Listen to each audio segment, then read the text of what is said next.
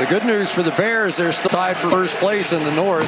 Bears Nation. Bears Nation. Bears Nation. Obviously, we didn't have the outcome that we wanted to have. I got to make sure everybody's prepared to the level that we need them to be prepared. We just didn't play with enough energy. We weren't able to take very many chances down the field. You address the issues. You're very direct. It's never as good as you think it was. It's never as bad. And you take accountability, and it starts with myself. Hopefully, this week we can go out there and have fun. Bring that energy and enjoy playing for one another.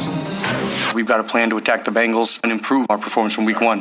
It's time for the Bears Nation podcast. How much you want to make a bet I can throw a football over the mountain? Hot route! Hot route! With your hosts, Kevin Lapka. That boy is good. He's a great man. And you know this, man. And Jake Hassan. Gryffindor! I'm a motivator. I'm the dude. Strap it in. It's the Bears Nation podcast. Let's get it. Okay, guys, show us what you got.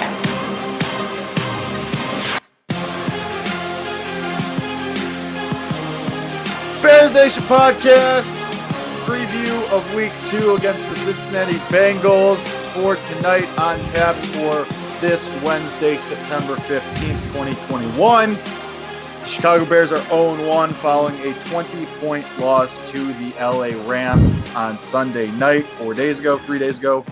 And so now we look ahead to week 2. If you missed our recap episode, recapping that game, breaking it all down, you can find that wherever you get your podcast. Me and Kevin went about 45 minutes, an hour. I don't know, math. And we broke it all down. And this week, we're going to do Cincinnati because the Bears have their home opener this week against Cincinnati. Joe Burrow comes to town, a team that just beat Minnesota in an overtime thriller in week 1. And I don't feel good about this game. I don't feel good about it. Really? No. I mean, look. How can you? How can you? So, look, every year there are week 1 overreactions. And I think a lot of the assumptions we made about the Bears might not have been overreactions. There are certainly a few. But I think a lot of the assumptions and the things that people are starting to say about the Bengals might be a little bit of an overreaction. It happens every single year. It's week 1. You have 1 week of data to interpret. What part of the Bengals game seems overreacty to you? Like, we know Joe Burrow's going to be a good quarterback. We knew they're going to have a good offense. I mean, it's not the fact that they won the game, because any team can win any game on any given Sunday. But if you kind of look at the stats and break it down, which we will do throughout this episode, you'll kind of see that the Vikings should have won that game.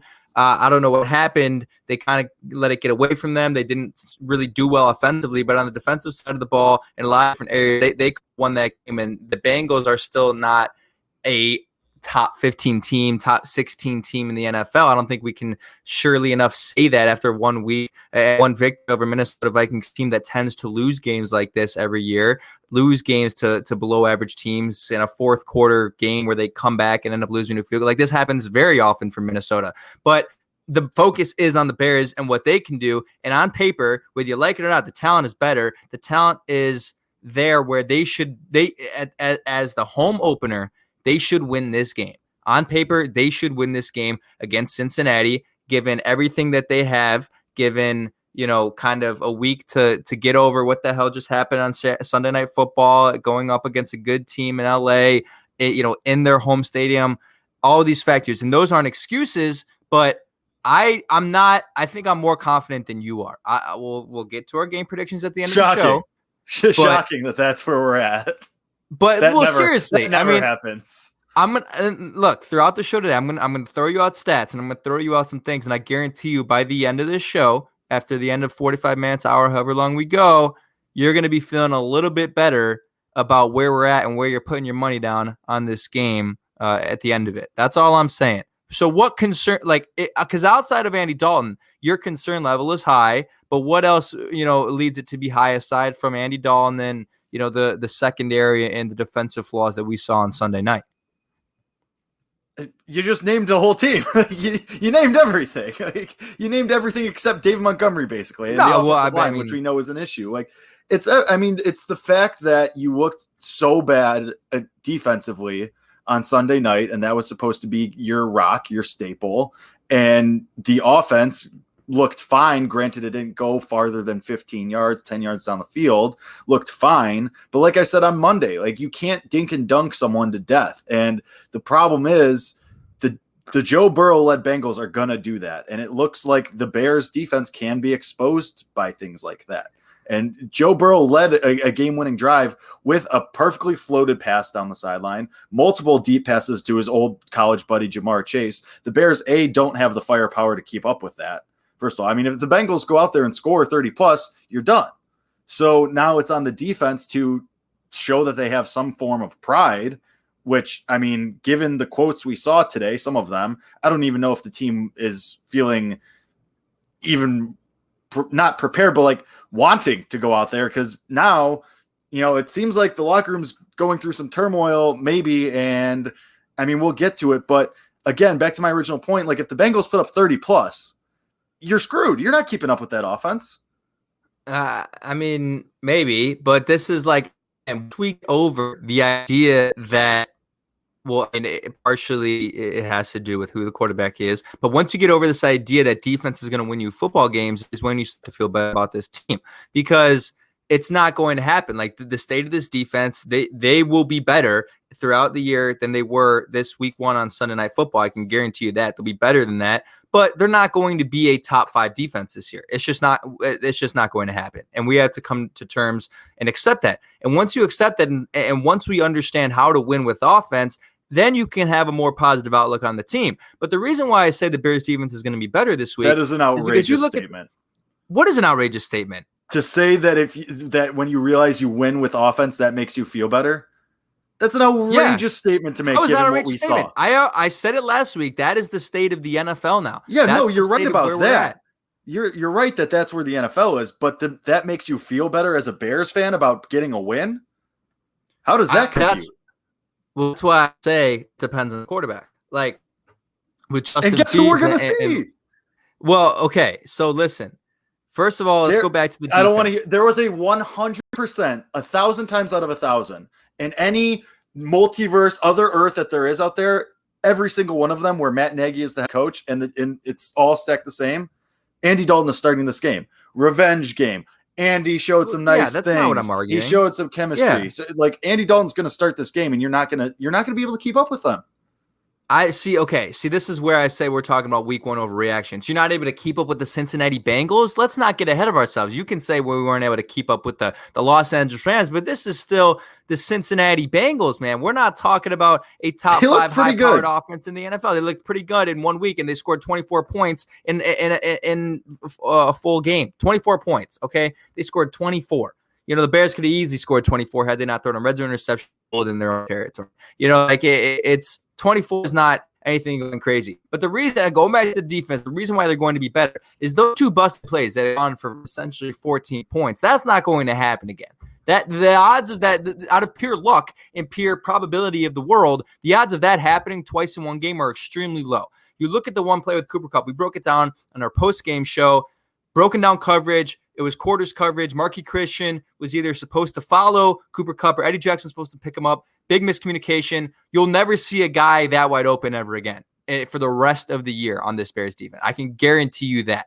And then you look at the pressure. They may get Eddie Goldman back. All right. He practiced, limited, may return. If you get Eddie Goldman back, then you're going to start to see more pressure on the quarterback, more sacks, more hurries. And the reason why that's important is because, first of all, the run defense looked good. All right. But last week, the Bengals were sacked 6 times, and Joe Burrow was pressured on 36% of his snap, which was the third highest rate in the league last week. And the 6 sacks that they allowed was also third highest in the league. So this is a vulnerable offensive line. We knew that last year. It's the same this year. They can get after this offensive line, and people question the Bengals in the 2021 NFL draft, drafting Jamar Chase over, a Rashawn Slater, over I think Sewell was taken at that point already. No, Sewell wasn't taken at that point. They could have taken Sewell. They opted to take the wide receiver, and their offensive line isn't as good because of it. They will have an opportunity to get after the quarterback, provide a little pressure on Joe Burrow. This team is not going to carve you up. They're simply not. I mean, Joe Mixon had 127 yards and a touchdown last week, but the Bears only allowed, yes, did the Rams run it very often? No. Did they have many opportunities to run it? No. They only ran for 74 yards last week. Bears had the 6th best rushing defense in the league last week. So you're not going to see the defensive breakdowns we saw last week. The odds of that being replicated 2 weeks in a row are nearly impossible. I would love to have faith that Sean Desai is a smart enough guy to get things cleared up in those areas, but this defense will be better. I'm not expecting them to hold the Bengals to 3 points. Are they going to allow 34 to Cincinnati at home? No shot. I would bet $100 if it. I don't know what the Bengals over is on their number. I would bet over $100 they don't score more than 31. The Bengals do at home in Chicago. No shot. See, the problem there is I agree with you that Joe Burrow isn't Matt Stafford and their passing attack isn't the same as LA's, but their running attack is also better. Joe, you just said Joe Mixon's numbers from week 1, and he's far and away better than Darrell Henderson, who LA was out there rushing for. And I mean, they're down to at least one running back who they lost, Cam Akers, in the beginning of the season. But it's different. I think Cincinnati can beat you in different ways because LA could beat you with just Stafford. But I think Cincinnati has a good enough quarterback. I don't think Joe Burrow is a top 10 quarterback in the way that Stafford is, and he's going to be a very player on the Bears have enough guys they can on their defense, especially in the secondary, that can stop the bleeding. I don't think they have enough bodies, enough reliable bodies there that can stop Cincinnati from getting what they want. And speaking of which, Cincinnati's total for the game is 22.5. Okay. I would take the reasonable. over on that. I don't know if I'm taking the over on that. I could see 21. So you're essentially saying that the Cincinnati Bengals offense is more multi-dimensional than the Rams offense. Is that really what you're trying to sit here and tell me right now? I think they have more or equal weapons, and LA's is better because they have Stafford, who's a top 10 quarterback. I'm saying Cincinnati has. Oh no, their weapons. They have a running back, and they have. Okay. Probably the same amount of receiving threats. Oh, 2 to 3. No. The Rams have a much better offensive personnel set, including the offensive line, and that's where it boils down to. But I'm saying they have Cincinnati has a multi-dimensional. They're not just they can even if you shore up the busted coverage. Cincinnati has multiple options that they have at least 3, maybe even 4 that they can look at. That's not even counting Mixon. I'm just saying there's multiple ways, even if you shore it up, that Cincinnati can find the weakness or the weaknesses in that defense, even if Eddie Jackson plays better, even if Jalen Johnson is on Jamar Chase like white on rice. They will find ways to hurt you. But this defense, I just think they don't have enough reliable guys. Well, there's a difference too. Zach Taylor is nowhere near as smart as Sean McVay is, and that is an extremely very important denominator. When I was watching Chris Sims' breakdown of the play, he basically told us how Sean McVay used his familiarity with his defense in the past years to call that Cooper Kupp post play that allowed them to beat that quarter's coverage and lead to a touchdown. And that's the other thing about that game too. As we refer back to Week 1, the Bears had seen the Rams, 3 years before. You have fixed point. They had no idea. They had a statue, and on the first drive of the game called play action bootleg down to Van Jefferson for 60 yards. That's not going to happen in this game. It's just not. You're going to see more of an approach from the Bengals. They're going to try to play a Bears.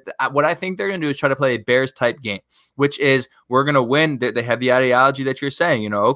We don't expect them to allow those many deep plays, but we saw, their underneath off defense be a little bit, kind of susceptible to some plays. We're going to kind of go slant routes and hitch routes and hard ends to 10 yards. And we're going to run with Joe Mixon. We're going to try to win this game time possession. You're going to play us like Chicago, hard place to play. That might be their ideology. And I just don't have enough evidence and enough data to say the Cincinnati Bengals offense is explosive enough to put up over, like I said, 31 points or something. I just don't think it's going to happen. But to that, coming with that is what happens on the offensive side of the ball for the Chicago Bears. And that's why, again, every game, the defense, until I'll say this with a little bit of an asterisk, until the defense really figures things out, every game is about the offense and how much they produce. Because like I said last week and the weeks before, and I'll say it every single week and it's every single time on this podcast, you're not winning games 14-13 anymore in this league with this team. It's not just about the trend of the league. It's about the team that you have. And you look at the Dallas Cowboys and you look at some other teams that have defenses that are far inferior to the Bears, but they're in football games because they pass for 500 yards in a game. that's the reality of it. The Bears cannot win this game with 37 minutes of time position.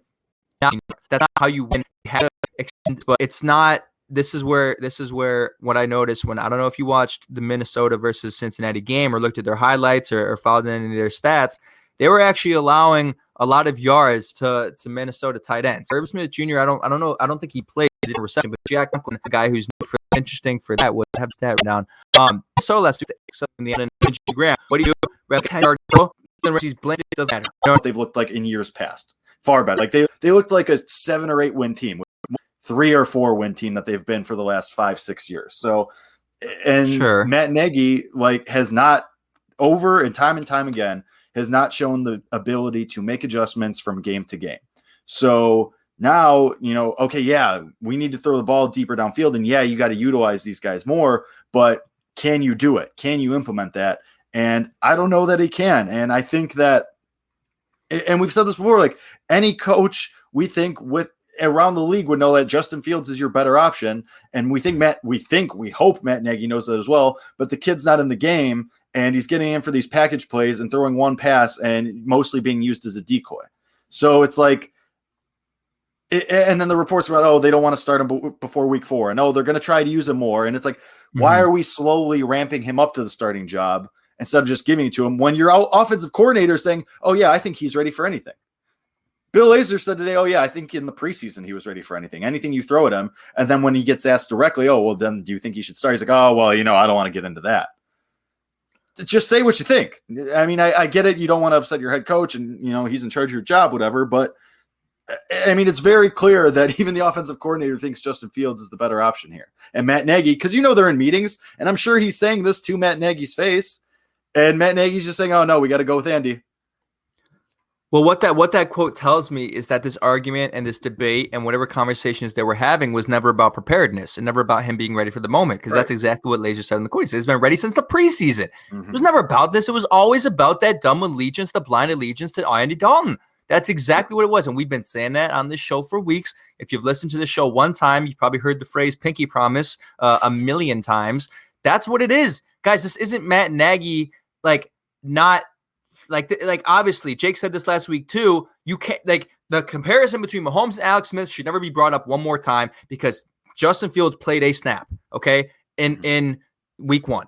Never make that comparison ever again because Mahomes did not play a single snap for 17 games and Justin Fields played 5 snaps in week 1. So throw that away. This is about some sort of dumb allegiance and not having the integrity to do what's right for your team. So that's what it's about. But the deeper kind of interpretation of that quote that I drew was the fact that these two guys are not on the same page. And I have a strong feeling Bill Lazor knows that Justin Fields is best for the offense. Justin Fields is best for him. I mean, again, everybody on this coaching staff is on the hot seat. Technically, if Matt Nagy's on the hot seat, which he is, Bill Lazor is saying, look, if I want to get a job after Chicago, I would love to have Justin Fields at least make it look a little bit better for me. You know what I mean? I'm sure he's in the room saying that, but everyone's not on the same page. And our producer, EP Justin Kaufman, brought this up pregame. He said, look, we kind of forgot that after 2018, it was almost like, we had the idea that Matt Nagy was an offensive guru, and that was the thing. But almost even more than that was the fact that he was an extremely good players coach who brought an incredible culture to the team. And since 2018, I haven't seen a good culture. I haven't seen everybody on the same page. I would say this is the low point of that. This is the low point. I mean, 2 days ago, read the quotes from Let's today. read the quotes. Some of the quotes. So for today, obviously, that is prime time for Matt Nagy to just dig his heels in and be like, nope, I'm right. Because that is what he always does. He showed it when he took the play calling back. His pride was wounded because they were better, and everyone was like, oh, look how much better they're doing. And his pride, he took the play calling back, and look what happened. So it's yeah, I mean, like you said, back to the game, but I mean, get ready for a healthy dose of Andy Dalton because we're gonna hear about revenge game, and I'm so shocked we haven't yet, but we're gonna hear a revenge game for Andy. It's because he had it last year. He faced off the Bengals, yeah. So that's probably why it's not, and it's also different if he was going to Cincy, but it's still that's still narrative, right? So I mean, it's gonna be a lot of Andy Dalton. I'm hoping we see more Justin Fields, but I'm not counting on it whatsoever. But I don't know, Jake. I think we see more snaps. Excuse me. I think we do. I think we see more snaps. I hope we get to see more than one pass from him. Like, I still think that he's mostly going to be a decoy. I still think he's mostly going to be used as, oh, look, Justin Fields is out there, never know what could happen. And then it's just going to be a handoff, or it's going to be, a draw, or, I have no confidence that Matt Nagy's going to let it rip. Well, there's the thing. So you just explained it perfectly how the Bears can make that effective. Because on Sunday night, every time Justin Fields came into the game, I was like, he's going to run the ball. Because why? First of all, why? Because the personnel was fucking stupid. Darnell Mooney was in the backfield. I'm like, okay, Darnell Mooney's in the backfield. We know what this is. He's going to drag across. He's going to go into motion, underneath, and then Justin Fields is going to dive up the middle. Like, come on. Nobody, like... Right. Justin Fields he uses pure athleticism and good blocking from J.P. Holtz and Allen Robinson to score that touchdown. That was not good play design. That's just pure players making plays. All right. So but the reason why this plays in your hands is, number one, the Bears ran 3 play action plays last week. 3. All right. Not really surprising. You have Andy Dalton. The hell is he going to do on play action? But if based off of what they did with Justin Fields last week, you are in the perfect situation to do exactly what the Rams just did. Play action bootleg. Justin Fields attacks the line of scrimmage, doesn't run, pulls back. Darnell Mooney's there wide open for a 60-yard touchdown. That play falls right into I'm envisioning it right now. He has every single ability to do that in this game. It is wide open for him. But is he going to do it? Probably not. But it's there. It's there given what we saw from him last week, Justin Fields. No, it absolutely is there. That's just further to our point of when Justin Fields is in this game, you have more options. And, and I think and of course it's so Bears, it's so Matt Nagy to put him in and use him as just a decoy to try and think that they're going to scare defenses when, now the book's out and they're probably going to do the same thing, thinking that they're outsmarting the defense when really they're not. And everyone knows they're not. And Justin Fields is just there to give handoffs. So, yeah, and again, this is all back to my original point of why I'm not confident in this game, because it's just it continues. Like, the more and more we talk about it, the more and more I just know they're going to do the same old thing and be the same old Bears and the same old Nagy, and we're going to end up frustrated. That fair enough. Now, I want to go to another stat area where I think it could favor the Bears despite them not throwing deep. Last week, Minnesota was the seventh most successful team in the NFL targeting running backs in the pass game. The Bears were number 2 last week. Minnesota was first overall last week, and average yards per attempt to running backs was 6.9. So the Bengals, are they having trouble covering tight ends? Yes, they're also having trouble covering running backs. This is a great opportunity for the Bears to use Dave Montgomery and Damian Williams out of the backfield as receiving backs. It's wide open for them. I don't know. The Cincinnati linebackers aren't that great. That's probably why you're seeing those tight ends and those running backs be so open, because those are 2 primary coverage players for those 2 positions. But utilize it. Dave Montgomery's your best player on offense right now. Mm-hmm. Run the hell out of him. Give him 25 plus carries and target him out of the backfield. If you're a Dave Montgomery fantasy owner, you're loving it. You're absolutely freaking loving it. I don't have him in any of my leagues right now, but I wish I did. I am jealous. But this is a healthy dosage of Dave Montgomery, not only as a runner, but out of the backfield as well. You have and Damian Williams, because I'm still starting to think they're missing Tariq Cohen a little bit, but I still do have faith Damian Williams can be that receiving back we talked about in the offseason. I guess, but again, it's back to utilization.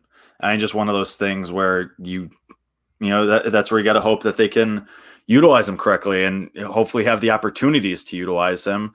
But we'll see what happens. And, speaking of the offense, Larry Borum didn't practice today. So there's your backup left tackle. Jason Peters was limited. So it looks like he's on track to play at least and get bullied again, probably.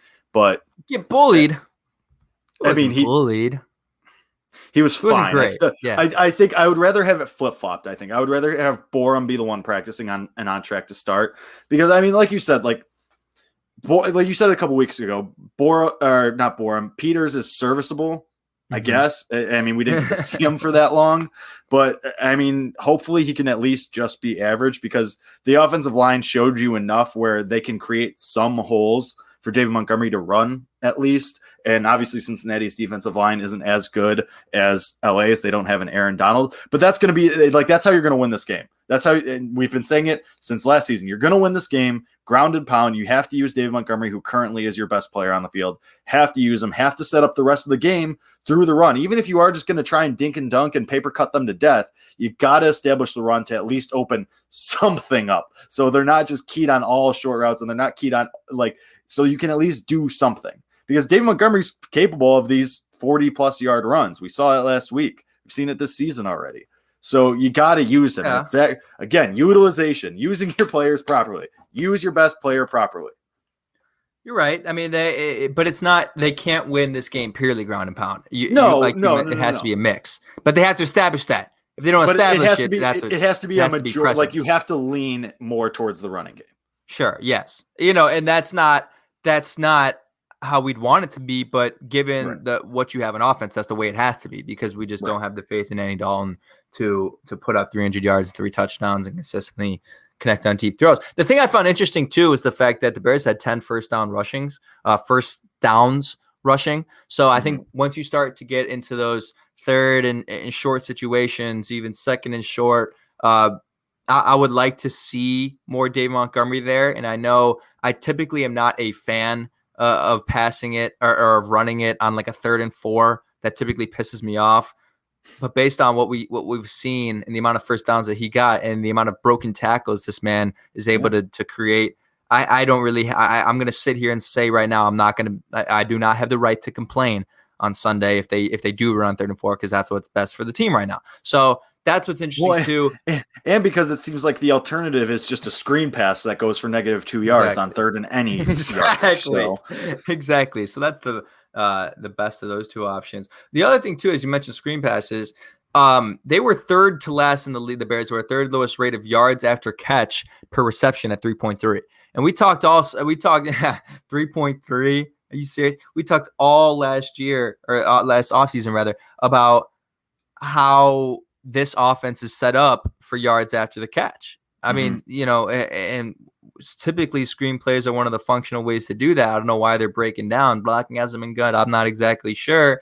But you gotta give your guys the ball with open space. I mean, that is what you have. You have guys who can make magic in open space, man. You got to give them the right situations. It's 3.3 per reception. Like, these guys are too fast to have that number be the 3rd lowest rate in the league.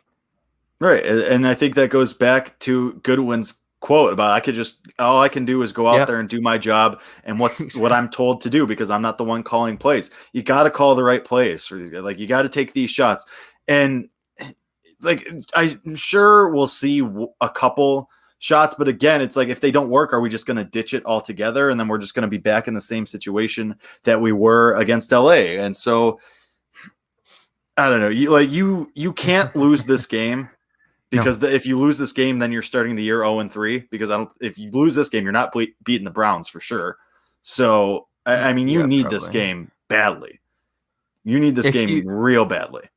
The odds of team making the playoffs going 0-2 are just over 10%. So I know people are going to sit here. Well, what are they when they're 0-3? But probably 3%, maybe lower. Yeah. I don't even. The Bears haven't been 0-2 since 2017. It's been a while. So I don't know. I don't know, Jake. I'm still not that worried. Am I nervous? But no, I'm not that worried. And I think the other thing too is as we talk about going 0-2, and as we talking about, playoffs, I know there are people who listen to that who are like, what the hell are you talking about? Like, playoffs aren't a thing for this team. Like, no, they can be in this division with Justin Fields. They can be. So there is validity to actually saying that going 0-2 is bad for your team, that playoffs are a possibility, because if you are somebody who thinks playoffs aren't a thing, but at the same time says the Bears could have beat the Rams with Justin Fields, then you're arguing you're contradicting yourself. So you either have to be all in, and I think this team is still, I have to see it more, but I think they're still talented enough to be a playoff team if this division continues at the trend it's going in. So you got to win this game. It is an absolute must win. If you don't win it, you might be able to write the season off unless Justin Fields starts week 3 and pulls off a miracle. If you don't win this game, you might as well start rebuilding for 2022, most likely. And that's the problem too, because if you do win this game, it probably means Andy Dalton is starting week 3. So it's kind of like pick your own evil. I don't know. Because unless Andy Dalton is so bad in the first half and Justin Fields is able to lead a second half comeback win, and then he starts week 3. But I mean, if you win this game, if you win this game without Andy Dalton being pulled, or if Justin Fields is the only reason you score in this game and his limited snaps, then if you win this game, otherwise I have no reason to believe that Andy Dalton doesn't start week 3 if you come out with a win. As unfortunate as it is to say. It's possible. Which I mean, still then isn't as bad, because then you have the potential to go into week 3 1-1. Okay, you put up a stinker. Andy Dalton in the offense puts up another stinker. Justin Fields starts week 4 against the Lions. There is the potential for that, and then you could get back to 2-2. But right. I mean, it's a position that like you'd still rather not be in, because I mean, with Andy Dalton, the full game of Andy Dalton, there is a chance. I'm not saying it'll happen, but there is a chance that you lose the game and then you're 0-3 going into the Lions game. Yes, there's a chance. I think the funniest possible scenario of this game is Bears score like 28 points, maybe 31 points, and Justin Fields scores 4 touchdowns and has like 13 yards total. Because they kept bringing him in the red zone. It would be insane. But he was, I think, 5 total snaps. I think 2 of them were in the red zone. There was the first drive, and then there was a touchdown drive. They're going to give him opportunities in the red zone. The question is, how many opportunities? If they give him one play, I mean, he better be sharp on the one play, because that's all they're giving you. I don't know why the hell they wouldn't give him more, because he's the only guy that can actually produce in the red zone. Maybe they recognize that, but again, this is a stupid idea to do that. But if it does happen, I could totally, like, it's even outrageous to see that Justin Fields could literally score 3 to 4 touchdowns if given the red zone opportunities, and Andy Dalton has like 200 yards of passing, but has 0 touchdowns because Justin scored them all, which would be so fucking funny, but also so stupid. I would be angry because you could have, like, it would make no sense. I mean, you said it, Jake. What'd that guy say? 2020 quarterback, Andy Dalton? Gets you to that 20-yard line? Mike Lombardi, Mike Lombardi. Said Andy Dalton, 2020 quarterback, he gets you from one 20-yard line to the other 20-yard line. You score no touchdowns, like which is what we saw last week for sure. So, valid. I mean, it's really valid. Before we get into our official predictions for the game, just real quick, just so the listeners know, the state of the team. So I already said Larry Borum didn't practice today. It doesn't look like you may not have him available unless he gets into practice tomorrow. Jimmy Graham did not play, but that was just a veteran resting day. Eddie Goldman practiced, Jason Peters practiced, Robert Quinn practiced. Those guys were all limited. And then Marquise Goodwin, Joel Adbigbiday, and Darnell Mooney were all full participants. So looks like Larry Borum is going to be the only person you're without, barring some kind of setback from Eddie Goldman or Jason Peters. But, I mean, it's a start. It's good that Khalil Mack didn't pop up there this week. I mean, that's the same something. Thing. I mean, granted, he didn't give you anything last week, but, I mean, it's a start. It's a start from, where you were last week when you had more guys injured and at least listed as injured. And now you have a couple of them seemingly off that list, which puts you in a better spot. Much better spot. I would love to see Larry Borum out there, because Larry Borum played well in the limited snaps that he played. But if Eddie Goldman plays, guys, like, we don't have to tell you the impact this guy has on the defense. Like this, right. I'm starting to believe this could be the most valuable player in your defense.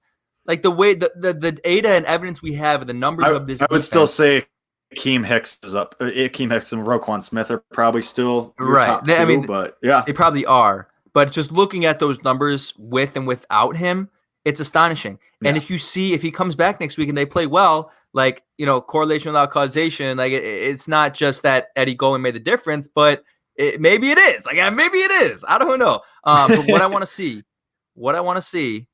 I want to see Khalil Mack get like 25 sacks in a game. Like I've been saying it for 3 years. Every single play is a Khalil Mack sack. I've been saying it for 3 years. I've been waiting on that type of game that he had against Green Bay week 1, the first game that he was here.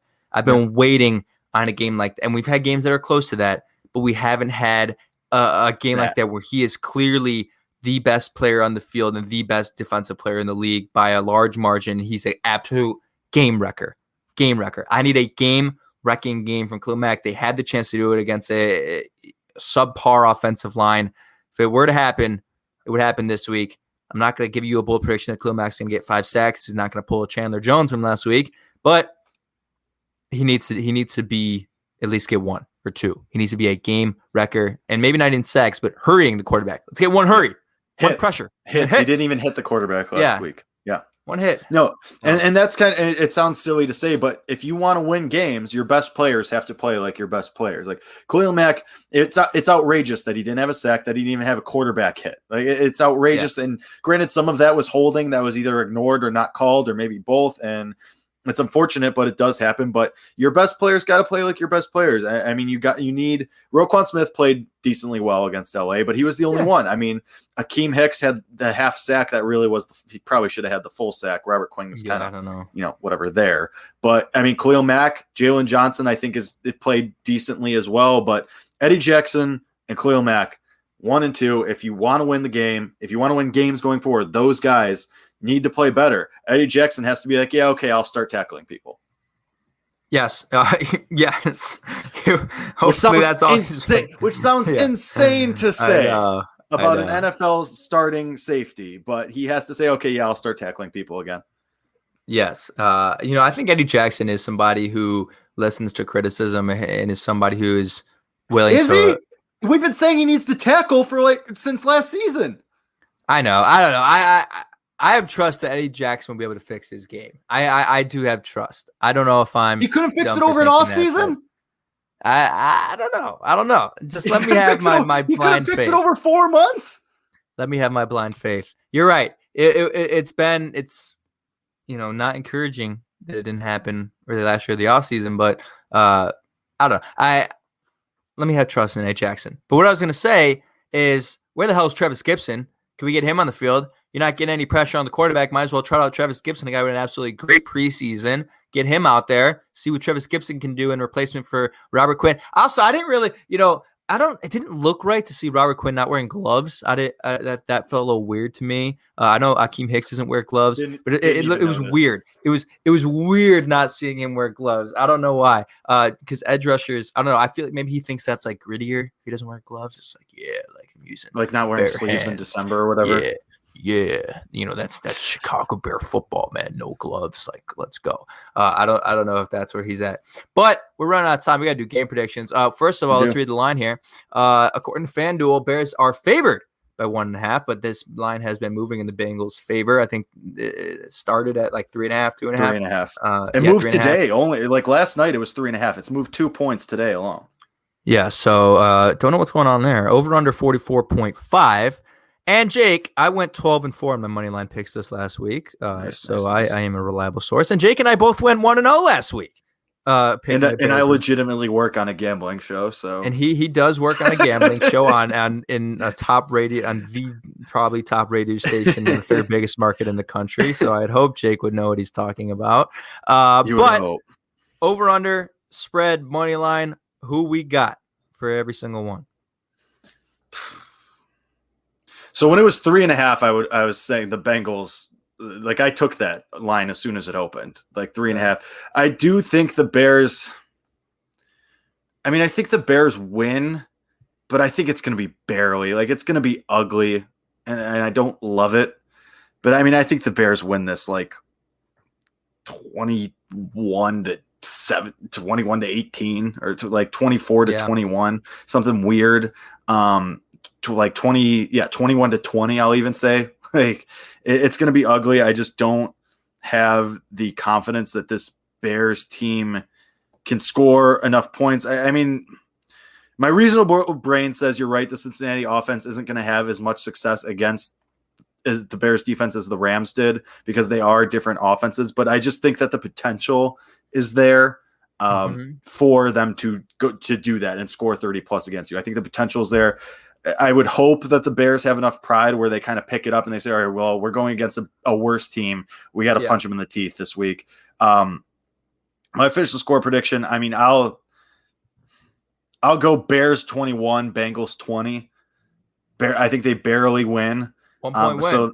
So I think it's going to go under, obviously, as well, because you need the defense to play well. And obviously you're not going to be scoring a lot of points with this offense unless you put Justin Fields in the second half or something. But as things stand, I mean, I think this is going to be an ugly game. And I think you're just going to have to really grind it out. Yeah, it's not going to be pretty. A lot of fans bought tickets to this game hoping they'd see. It's going to be frustrating. It's going to be a frustrating game to watch. But I do think they're going to come out with a win. I'll go 24-20 Bears, so I'm going to take the spread and the money line on that. And I think it is the under, though. I think 44.5. Yeah, that'd be the under. So, and I'm completely serious. I just proposed this as kind of a joke 5 minutes ago. I think there is a very legit scenario that all 3 touchdowns are scored by Justin Fields. I think there is a very, very legitimate scenario that happens. I'm because they're not scoring a 70-yard touchdown. They're not scoring a 60-yard touchdown. Most likely they're going to get into the red zone. They're going to try out Justin Fields, and it's going to be, Justin Magic in the red zone. That is my guess. So I'm going with the Bears win. Jake and I are 100%, so you should listen to us. But again, you can't blame us if we're wrong. I also think the reason I think the Bears win this game is because of the desperation spot they're in. You need to win this game, otherwise you're going 0-3. If you lose this game, you're losing to the Browns. If you win this game and you look better, then you can maybe make the case that you can have a chance to beat the Browns, especially because they're the Browns and Baker Mayfield always crumbles in the biggest spot. But if you lose this game, if you lose to the Bengals, who are not going to be better than a 7-win team, 8-win team at best, then you're not beating the Browns, who are going to be a playoff team, who are the favorites to win the AFC North. You're not.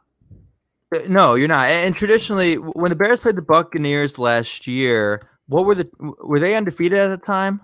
No, they were 3-1, and I think they were because they had lost to the Colts.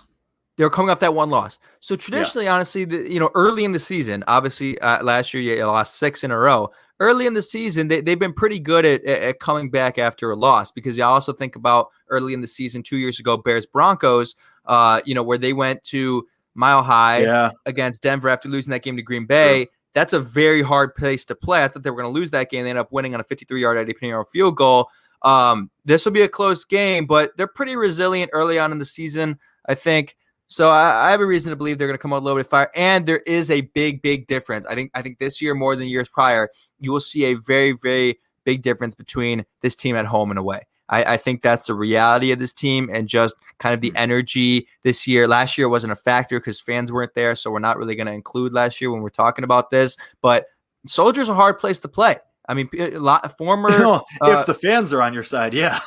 Oh yeah, you may not have all the fans on your side. Yeah, well, that is the thing, Jake. This is traditionally a very loud and rowdy fan base, but how loud and rowdy are they going to be if Andy Dalton throws an interception after the first quarter and all of a sudden it's third down in the red zone? Traditionally, you're really, really, upbeat, but everyone's just kind of like, man, Andy Dalton's here. I don't want to get his, Exactly. You might be right on that, but nonetheless, Soldier Field's a hard place to play. Lock it in. Bears 24-20. Let's get it. I know I said I wasn't going to get excited for this game. I'm back. I'm excited. Let's go.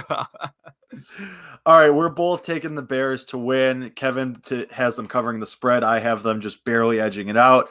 Low scoring game. I think it's going to be an ugly game. So we will be back after said game on Sunday or Monday. Who knows? I don't know. We do weird stuff here. But anyway, we'll be back somewhat early after the game to break it down, bring you our breakdowns and everything that we like to talk about, give you the instant reaction, and we'll be back again right here to preview week 3 later next Wednesday. But thank you to everyone who watched. Thank you to everyone who listens. We appreciate you. We know this is not the most fun the last couple episodes, but it'll get better. It'll be fine. So we're all going to get through this together. Thank you all for coming.